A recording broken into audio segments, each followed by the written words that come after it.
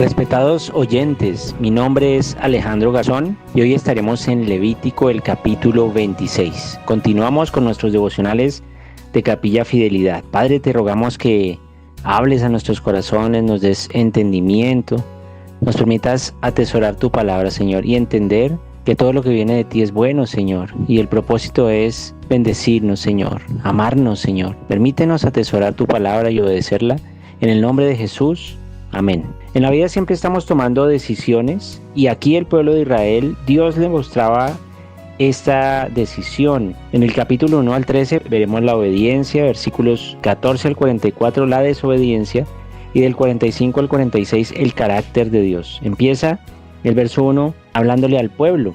Recordemos que el Señor había traído libertad a la nación de Israel de la esclavitud de Egipto y luego a través de Moisés empieza a darles la ley en el monte Sinaí. Y aquí está parte de esas recomendaciones que Dios le daba a la nación de Israel. Y recomendaciones, entenderemos que vienen una serie de estatutos, de ordenanzas que traían la motivación del Señor. Y esto es lo especial de este devocional. Primero empieza diciéndoles en el versículo 1, no haréis para vosotros ídolos, ni escultura, ni os levantaréis estatua, ni pondréis en vuestra tierra piedra pintada para inclinaros a ella, porque yo soy Jehová, vuestro Dios. Y notemos que lo que Dios estaba recordando eran sus mandamientos. Desde el Éxodo, el capítulo 20, el versículo 3, el primer mandamiento que les decía a la nación y a todo hombre que escuchara la palabra de Dios es: no tendrás dioses ajenos delante de mí. Luego le decía: no te harás imagen ni ninguna semejanza de la que está arriba en el cielo, ni abajo en la tierra, ni en las aguas debajo de la tierra.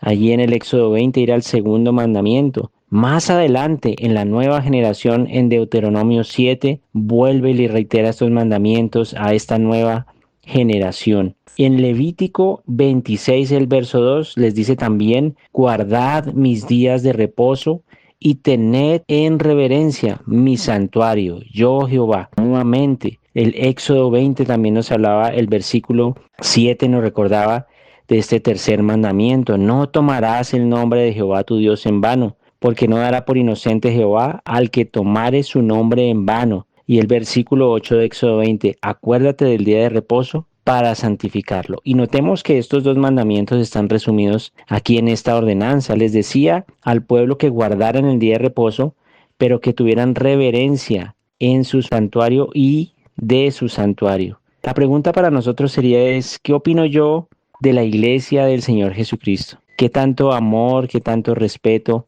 tanta obediencia tengo yo a lo que el Señor nos ordena a través de todo lo que sucede en nuestra iglesia? ¿Lo tengo yo como algo muy sagrado para mí? Esa es una manera evidente de yo poder reflejar mi amor y mi obediencia al Señor. Y lo mínimo debería ser congregarnos. Lo mínimo debería ser tener muy en alto el nombre de la iglesia donde el Señor me ha puesto. Lo mínimo debería ser servir en la iglesia donde el Señor me ha puesto, más todo lo demás. Hemos escuchado cuán importante es tener por sagrado lo que para Dios es sagrado. Y seguimos hablando de todo lo que Dios nos viene diciendo a través de las bendiciones que Dios quiere hablarnos en su tiempo. En el versículo 3 nos dice que si anduviereis en mis decretos y guardareis mis mandamientos y los pusiereis por obra, yo daré vuestra lluvia en su tiempo, y la tierra rendirá sus productos, y el árbol del campo dará su fruto, nos dice el verso 4. Y aquí empezamos a ver bendiciones abundantes del Señor como consecuencia de la obediencia. Habla el Señor de traer abundancia a nuestras vidas, provisión. Daré vuestra lluvia en su tiempo. Habla de provisión, pero también habla de sobreprovisión, bendición a la provisión. Cuando tú y yo obedecemos la palabra del Señor,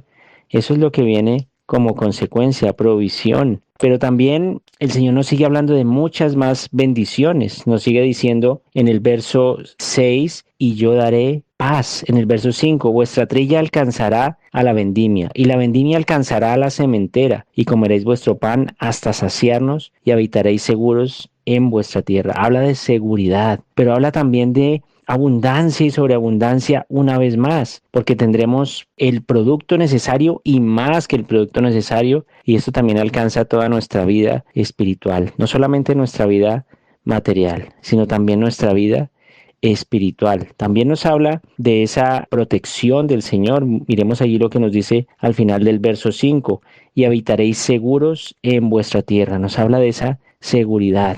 Todas estas promesas, dice el Señor allí. En el verso 6: y yo daré paz en la tierra, y dormiréis, y no habrá quien os espante. Y notemos esto tan lindo: la palabra paz es esa tranquilidad en nuestro corazón que es capaz de traernos un sueño en reposo, un sueño profundo, un sueño reparador. Conozco personas que duermen bien, duermen la cantidad de tiempo que se recomienda en la parte médica, pero se levantan cansados, agobiados. Esta es una paz real, es un sueño reparador, pero también nos dice que nos hará pacificadores. Dice que no habrá quien os espantará, y esto es muy lindo, esto es muy especial. En el verso 6 nos dice que yo haré quitar las malas bestias, y la espada no pasará por vuestro país. Dice que nosotros no solamente tendremos paz, sino que seremos capaces de dar paz a otros, seremos pacificadores. No se refiere a ser alguien apático, alguien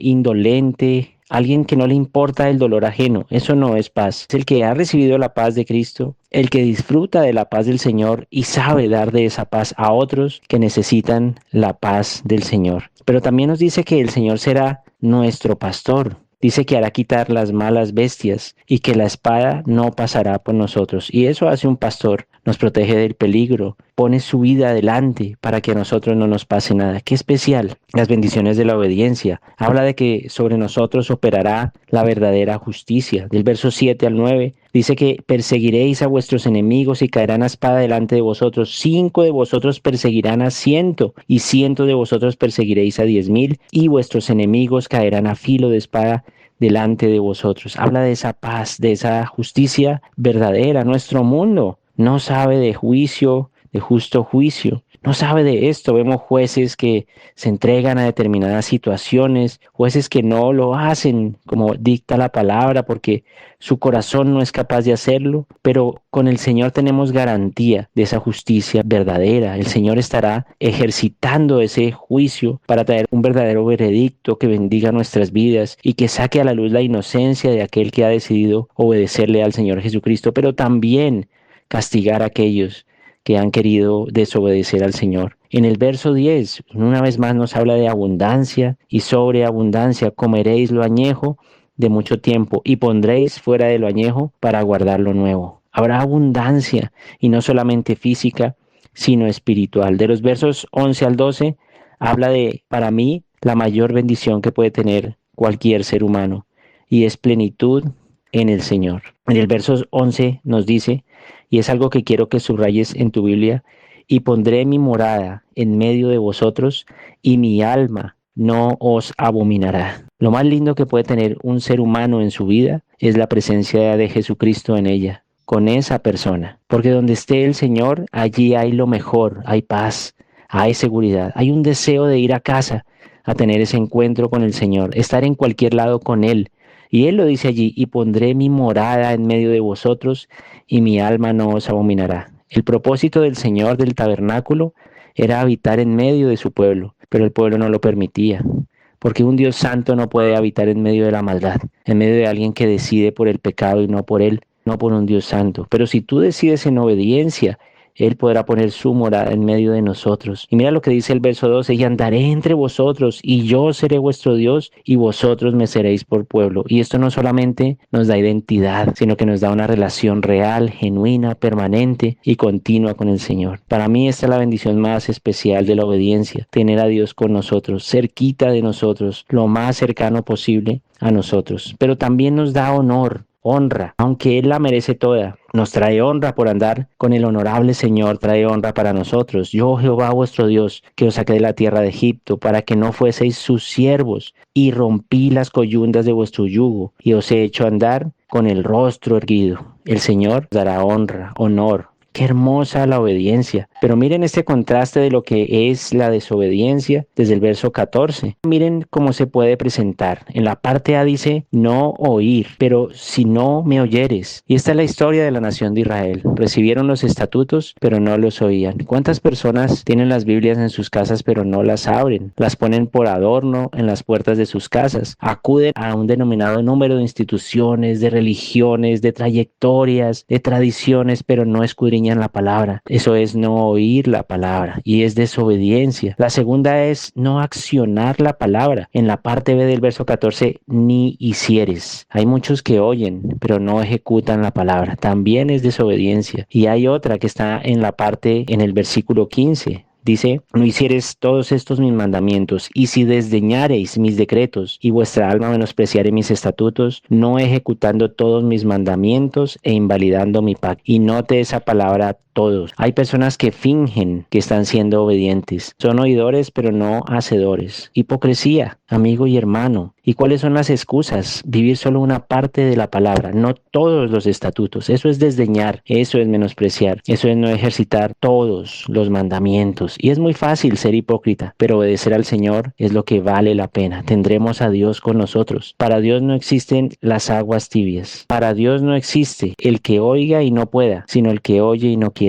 Y está claro, si Dios nos regala sus mandamientos y nos da una orden es porque Él sabe que podemos hacerlo. El problema es que no queremos hacerlo. Y empieza una lista tremenda de consecuencias a la desobediencia. En el verso 16 habla de calenturas, pero si no me oyereis, dice el verso, yo también haré con vosotros esto, enviaré sobre vosotros terror, extenuación y calentura que hará consumar los ojos y atormenten el alma. Una cantidad de enfermedades que no sanarán, no solamente físicas sino espirituales. Habla de extenuación, habla de calentura y habla de ese terror y esa tormenta de corazón, donde Dios no va a estar en el asunto. Qué triste. En el verso 16 ve un esfuerzo infructuoso. Dice que todo lo que nosotros hagamos no prosperará. Tremendo. En el verso 17, lo más triste, lo peor que le puede pasar a un ser humano y es tener el rostro de Dios en contra de uno mismo. Pondré mi rostro contra vosotros y seréis heridos delante de vuestros enemigos. Qué tremendo. Hermanos, que Dios no esté con nosotros, sino que nos dé la espalda. Un Dios tan bueno, tremendo. Seremos nosotros objeto de burla, de persecución y de una autopersecución, con ese delirio de persecución, nos dice el verso 17. Pero en el verso 18, noten, en medio de la desobediencia humana, Dios muestra su propósito, su gran amor no se puede ocultar. Y si aún con estas cosas no me oyereis,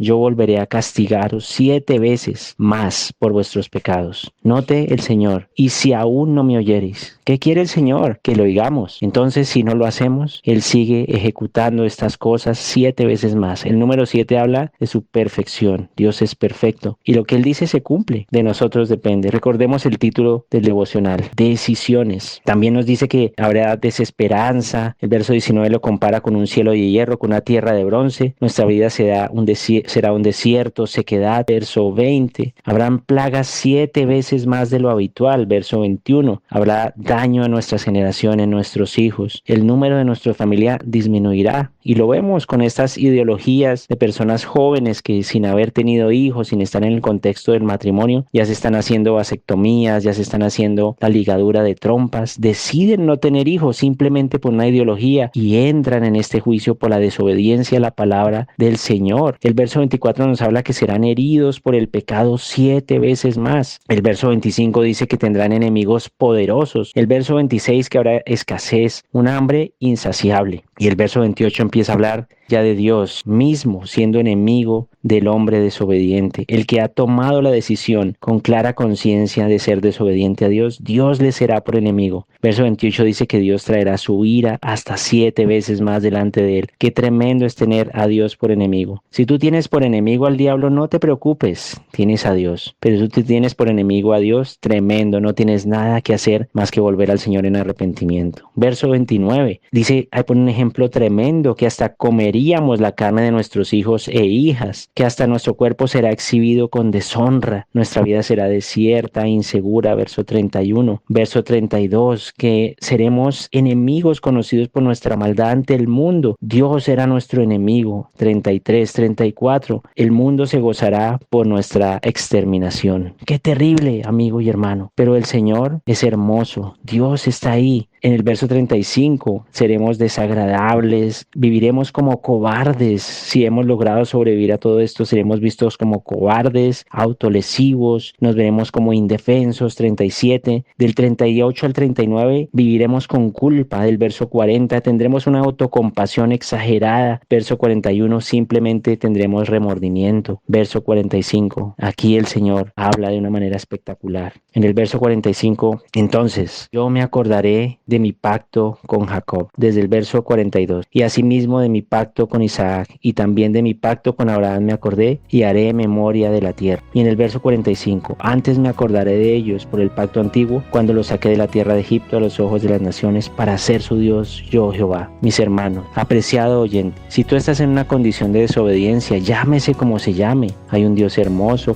cuya gracia es superior a cualquier maldad. Aquí Dios, a pesar de la maldad humana, quiere el arrepentimiento del ser humano para él poder traer esa bendición. Por eso el Mesías debió venir, para dar la vida por ti y por mí. Como conclusiones de este devocional, la mejor decisión es obedecer al Señor y a su palabra, porque tendremos a Dios mismo, a Cristo mismo, morando con nosotros. Solo hay dos caminos: obedecer o desobedecer a Dios. El propósito de Dios siempre es bueno, que obedezcamos y hagamos su palabra. Fuimos creados por Él para que su deseo sea cumplido, y es vivir en medio de mi vida. Romanos 5:20 nos dice: pero la ley se introdujo por el pecado, para que el pecado abundase, mas cuando el pecado abundó, sobreabundó la gracia. Verso 21 de Romanos 5, para que así como el pecado reinó para muerte, así también la gracia reine por la justicia para la vida eterna, mediante Jesucristo nuestro Señor. La decisión más obediente que tú puedes tomar es arrepentirte y vivir en santidad siguiendo a Cristo, obedeciendo su palabra, bajo la guía de su Espíritu Santo. Padre, gracias por este Levítico 26. Ayúdanos a ser obedientes. Te necesitamos. En el nombre de Jesús, amén y amén. Maravillosa semana para todos.